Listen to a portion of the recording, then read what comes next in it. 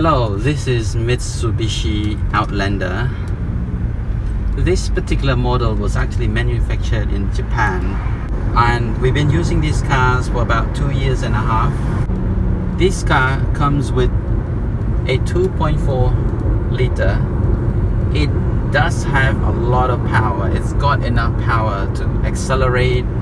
It's very quick, very responsive, but it will not win any race by any stretch of imagination. This car is never built to go fast. But I do wish the steering wheel to be a little lighter. So how does it feel driving this car? Now, I'm a fan of reliability. It doesn't matter how much fun you have, it must come with reliability. While the vast majority of buyers buying cars to travel from point A to point B, and I can assure you that the majority of Asian buyers don't even care about how much fun it gives. They don't even open the bonnet to find out what's inside there. They just want something that runs and runs and runs, right? So I do acknowledge the fun part of the car. It's more like a bonus. It's the bonus. It's nice to have a car that is fun.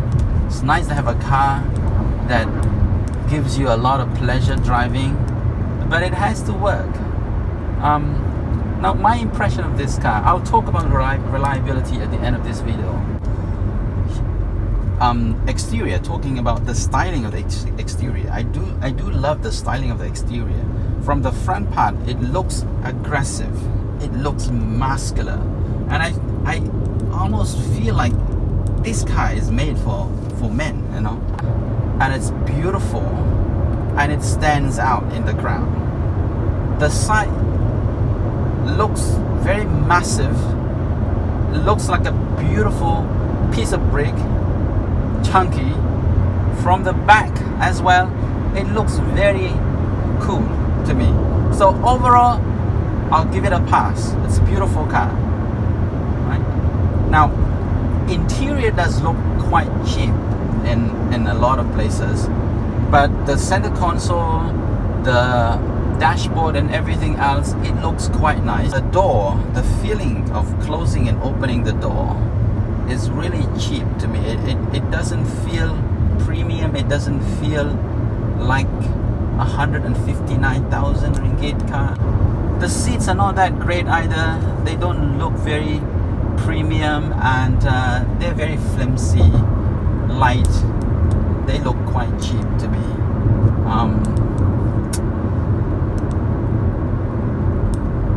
It comes with powered tailgate, which is nice when it works. It also has electronic parking, which I hate. I prefer the one that you can manually pull up and down, and that's nice. And if it breaks down, usually it doesn't in a manual, you just need to replace a cable. But this electronic, when it breaks down, maybe it really, you know, it's a pain in the butt to replace it. But it does come with this auto hold, which I like it.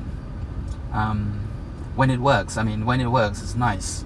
How it works is that this auto hold will automatically hold your car when you come to a complete stop, and when you step on the accelerator, it will release the brake immediately, which is kind of nice to have this function. The quality of the car is still in question to me. The push start button actually stopped working after 1 year. It just went out after 1 year, which I think it's too early for it to go out, and I was very disappointed with the quality when that happened, because it could have cost us a few thousand. But thank goodness it was still under warranty, so we got it fixed for free. But we had to leave at the workshop for a few weeks to get it fixed, because most of the spare parts actually come from Japan. For now, it's locally assembled in West Malaysia, so I believe the spare parts will be a lot easier to get now. but we are in East Malaysia and we still need to ship the parts over, so it will take us at least a week for it to come. Unlike Toyota cars, it's very common. I think most of the time we can just get the part right away without having to wait. So another issue with this car when it was still very brand new, shortly after we brought the car home, is the rear camera. Every time you reverse, that rear camera would come on the screen, and in this car it won't go away. That rear camera will not go away.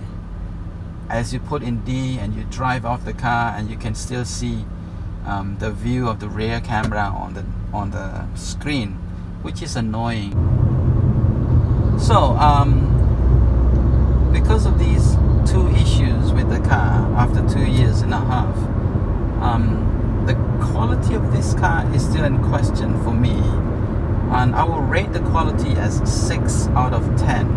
But again, in Asian market, I think this car will do just fine, partly because we do not use cars as much as in America, and we do not drive car like a maniac. In Asian market, Asian roads, most of the time is very slow, and short distance we don't drive so much as well. So I think we'll just do fine, and we don't have that weather extreme in Malaysia, so that should not be a problem. What's important here is that how easy it is to get the car fixed. I believe it should not be a problem in West Malaysia because this car is now locally assembled.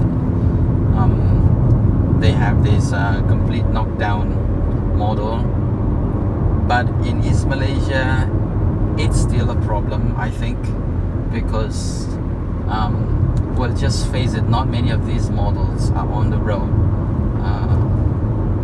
and Mitsubishi is not really a popular car in Malaysia, so anything breaks down we'll have to wait. Now, how does it feel to accelerate this car? I mean, driving around I feel very nice with enough power. Now I come to a full stop. Now I go.